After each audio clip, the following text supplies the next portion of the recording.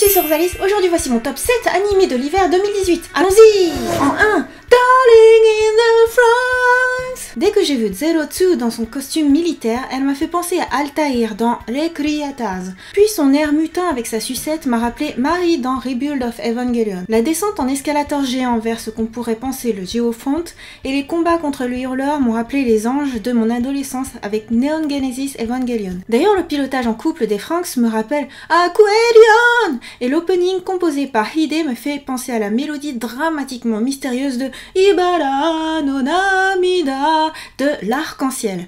En clair, chaque détail m'évoque tout ce que j'adore. Il n'en fallait pas plus pour attirer ma curiosité et au bout du 6e épisode, Morgan en a déjà fait une chronique vidéo sur ma chaîne YouTube, tandis que j'ai dessiné un fan art à voir également en vidéo.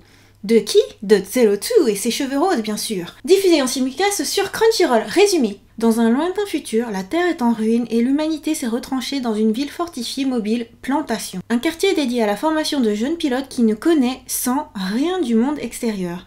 Leur seul but dans la vie est d'apprendre à piloter des robots, les Franxx, afin d'affronter un mystérieux ennemi géant mais invisible. Parmi eux, Hiro était un enfant particulièrement doué, promis à devenir un grand pilote, mais qui a eu le malheur d'échouer. Mis au rebut, son inaptitude à piloter le condamne à l'oubli. Un jour débarque une jeune fille appelée Zero Two, dont le visage est orné de 2 cornes. Elle le désigne d'office comme son nouvel équipier, son darling. En 2, School Babysitters. Rien de tel pour fondre de mignonnerie et de se crier kawaii à chaque épisode qu'une joyeuse bande de petits enfants aux pommettes à croquer. Pour chaque enfant à garder dans le club de babysitting de l'académie, une personnalité prononcée, une histoire de famille touchante. On ne peut s'empêcher de se mettre à la place du jeune héros qui fait de son mieux pour prendre soin de tous. Moi, je reconnais mon chéri en Kotaro. Toujours sage, à vouloir lire un livre en attendant son tour, quitte à endurer en silence son stress. Viens dans mes bras, mon baby! Diffusé en simulcast sur ADN, résumé. Nous suivons le quotidien de Ryuichi et Kotaro, un lycéen et un bambin. Après un accident qui a tué leurs parents, les 2 frères se retrouvent à vivre avec la directrice de l'académie Morinomiya, qui a elle-même perdu son fils et sa belle-fille dans le même accident. Elle accueille les 2 frères à une condition. Ryuichi devra travailler à la crèche de l'académie comme babysitter. En 3, Card Captor Sakura, Clear Card Arc. On continue dans la mignonnerie avec la suite des aventures de notre chasseuse de cartes préférée. Quelle joie de retrouver les personnages avec cette même ambiance gentille et adorable, cette magie mystérieuse qu'on a envie de filmer en joli costume, jusqu'au nouvel opening signé à nouveau par Maaya Sakamoto. C'est doux et agréable comme une peluche de Kero-chan. Diffusé en simulcast sur Wakanim, résumé. C'est le mois d'avril, les cerisiers sont en fleurs et Sakura entame son année de 5e. Elle y retrouve son ami Shaoran, qui était retourné un temps à Hong Kong. Mais leur quotidien paisible est rapidement bouleversé par une activité anormale des cartes de Claw. De mystérieux événements s'enchaînent dans la ville de Tomoeda. Sakura est alors guidée par la clé rencontrée en rêve. La collecte des cartes reprend de plus belle. C'est alors qu'une nouvelle élève fait son apparition. En 4, Yuru Camp au grand air. Et on poursuit l'ambiance paisible avec le camping autour du mont Fuji. De beaux paysages, des envies d'évasion, de jeunesse, de bonnes astuces entre copines, voilà qui est plaisant pour passer un bon moment. J'y éprouve la même quiétude qu'en regardant Non Non Biyori ou Flying Witch, que j'avais adoré. Diffusé en simulcast sur Crunchyroll, résumé. Depuis qu'elle a déménagé, Nadeshiko a envie d'aller voir le mont Fuji à vélo. Mais le mauvais temps contrarie ses plans et elle trouve le refuge auprès de Rin, une jeune fille qui fait du camping. C'est le point de départ d'une amitié entre ces 2 lycéennes qui partagent le même attrait, se trouver au bord d'un lac offrant une vue imprenable sur la célèbre montagne.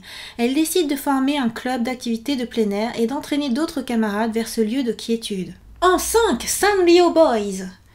Alors là, c'est le délire bogossitude auquel je ne me serais pas adonné en temps normal. Mais là, c'est retourné au parc d'attractions Sanrio Puroland en photoréalisme. Passé les épisodes introduisant ces garçons qui assument à grand-peine leur passion pour Pom Pom Pudding et ses amis, je retrouve la magie des mascottes ultra kawaii qu'on porte avec soi sous toute forme d'accessoires. L'émotion de la grande parade à Puroland est authentique! Diffusé sur Crunchyroll, résumé. Kohota Hasegawa est au lycée et pourtant il porte encore une grande attention à Pom Pom Pudding, une peluche d'un mignon petit chien jaune. Il fait la connaissance d'un garçon, Yu Mizono, qui lui aussi est attaché à sa peluche de lapin My Melody. Grâce à lui, Kohota va apprendre à ne pas avoir honte d'aimer les personnages mignons développés par la fameuse compagnie Sanrio. En 6, après la pluie. Ça faisait déjà longtemps que Morgane déclame sa passion pour le manga après la pluie sur ma chaîne YouTube. Mais je n'avais pas envie de m'intéresser au sosie du commandant Goto de Pat Labor. D'autant que Morgane parlait du charme, de l'odeur de sa sueur, et ça ne me parlait pas du tout.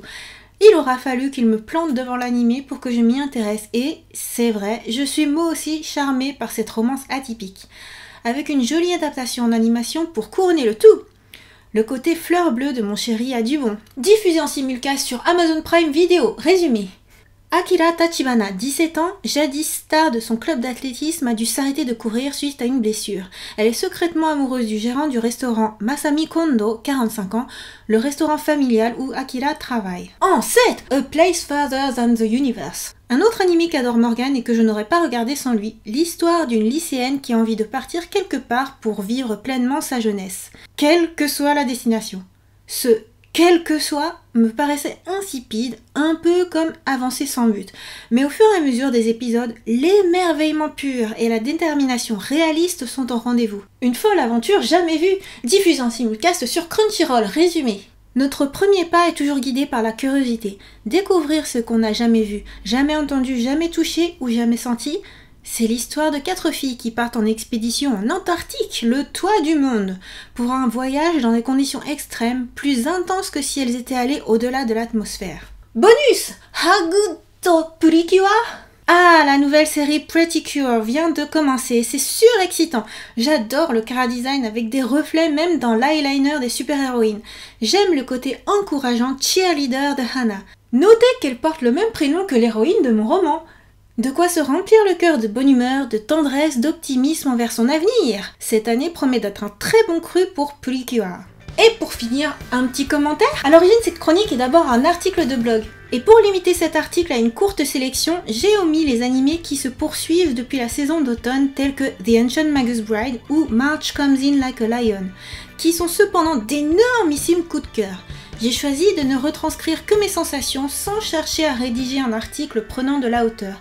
Mais si vous me lisez, ou en l'occurrence si vous me regardez, plutôt que de lire un magazine, j'imagine que c'est pour avoir mon avis personnel, non ?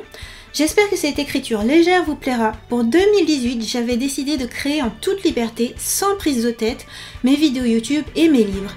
Et j'aimerais faire de même sur mon blog. Et si le cœur vous en dit, allez voir mon blog et pour m'encourager, laissez-moi un commentaire. J'espère que cette vidéo vous a plu. Bye bye!